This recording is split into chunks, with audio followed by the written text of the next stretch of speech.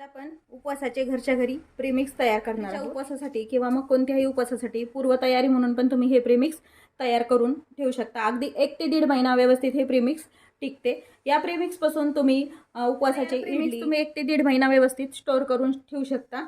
आणि ह्या प्रीमिक्स पासून तुम्ही उपवासाचा डोसा, उपवासाची आंबोळी, उपवासाची इडली, उपवासाचा ढोकळा आणि उपवासाचे आपले अप्पे पण तुम्ही तयार करू शकता। तसेच उपवासाची चकली पण यापासून तुम्ही अगदी चवदार चविष्ट तयार होते। एक बरेचसे पदार्थ ह्या उपवासाचं पीठ जर तुम्ही तयार करून ठेवलं प्रीमिक्स तर तुम्ही आयत्या वेळेस झटपट तयार करू शकता। शेवटपर्यंत बघा। तसेच रेसिपीला लाईक करा, चॅनलला सबस्क्राईब करा आणि बेल नोटिफिकेशन पण ऑलवर प्रेस करा, म्हणजे तुम्हाला माझ्या प्रत्येक नवीन रेसिपीचं नोटिफिकेशन सर्वात आधी येईल।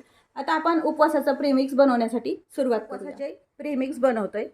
हे उपवासाचे प्रीमिक्स तुम्ही छान महिना ते 1.5 महिना आधी बनवून पण ठेवू शकता। नवरात्रीसाठी पण तुम्ही पूर्वतयारीमध्ये हे प्रीमिक्स बनवू शकता। प्रीमिक्स बनवण्यासाठी इथे मी 3 वाट्या भगर घेतलेली आहे आणि 1 वाटी साबुदाणा। चाळणीने चाळून यातले खडे किंवा मग एखाद्या वेळेस तांदूळ डाळ वगैरे पडलेली असते, त्यामुळे स्वच्छ निवडून घ्यायची आहे। ही प्रमाण सांगितलंय। साधारण 1 किलो जर भगर असेल तर तुम्ही पाव किलो साबुदाणा घ्यायचा आहे। ह्या प्रीमिक्स पासून बनवलेले इडली, डोसा, आंबोळी किंवा मग अप्पे अगदी परफेक्ट तयार होतात। साठी आपल्याला हे न भाजता बनवायचे, म्हणजे याचे डोसे वगैरे कुरकुरीत होतात। भाजल्यानंतर एखाद्या वेळेस डोशाला किंवा मग अप्पे बनवताना पण त्रास होतो, त्यामुळे हे कच्चंच पीठ बनवणार आहोत। कच्चं पीठ जरी बनवलं तरी हे 1 ते 1.5 महिना व्यवस्थित टिकतं। त्यासाठी मी 1 वाटी साबुदाणा यामध्ये मिक्सरच्या पॉटमध्ये टाकून घेतलाय आणि हा थोडासा आधी जाडसर काढून घेतलेला आहे। थोडासा जाडसरच काढून घ्यायचा। एका भांड्यामध्ये हे काढून घेऊया। मिक्सरच्या भांड्यामध्ये ही जी 3 वाट्या भगर घेतलेली आहे ती पण यामध्ये टाकून घ्यायची आहे। भगर घालून आपण हे मिक्सरमध्ये साबुदाण्यामध्येच हे आपण भगरीचं जे पीठ काढलंय जाडसरच काढून घ्यायचं, फार बारीक पण नाही काढायचं, ते टाकून घ्यायचं। हे साबुदाणा आणि भगरीचं पीठ व्यवस्थित मिक्स करून घ्यायचं।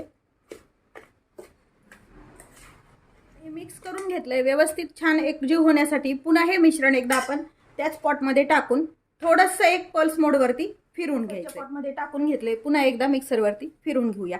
फार बारीक नाही करायचं, फक्त पल्स मोडवरती चालू बंद करत हे मिक्सरला फिरून घेतले। हे उपवासाचे प्रीमिक्स आपले तयार आहे। आपला जसा बारीक रवा असतो त्या पद्धतीनेच हे काढून घ्यायचं। एकदम पिठासारखं पण बारीक काढायचं नाही आपल्याला, अगदी रवा पीठ हे काढून घ्यायचं। झाल्यानंतर मिक्सरमध्ये काढल्यानंतर थोडंसं गरम लागतं हाताला, पूर्ण व्यवस्थित थंड करून घ्यायचं आणि मग नंतर हे एअरटाईट कंटेनरमध्ये भरून ठेवायचं। काय होतं, हे एखाद्या वेळेस याला घाम येऊन जाळी व्हायची पण भीती असते, पीठ व्यवस्थित टिकल्या जात नाही, म्हणून हे व्यवस्थित पीठ टिकण्यासाठी छान थंड करूनच आपल्याला एअरटाईट कंटेनरमध्ये भरून आपलं उपवासाचं प्रीमिक्स, ज्यापासून तुम्ही बनवू शकता, इडली बनवू शकता, डोसे बनवू शकता, तसेच उपवासाच्या आंबोळ्या पण तुम्ही अगदी झटपट तयार करू शकता। या पिठाची तुम्ही व्यवस्थित आपली उपवासाची चकली पण बनवता येते। प्रीमिक्स पासून आपण काही पदार्थ तयार करणार आहोत। नवीन रेसिपीचे नोटिफिकेशन येण्यासाठी माझ्या चॅनलला सबस्क्राईब करा, तसेच बाजूला जे बेल आयकॉन असतं ते ऑलवर प्रेस करा, म्हणजे तुम्हाला अजून नवीन नवीन येणाऱ्या रेसिपीचे नोटिफिकेशन सर्वात आधी। उपवासाची पूर्वतयारी म्हणा किंवा मग उपवासाचे प्रीमिक्स कसे बनवता ते मला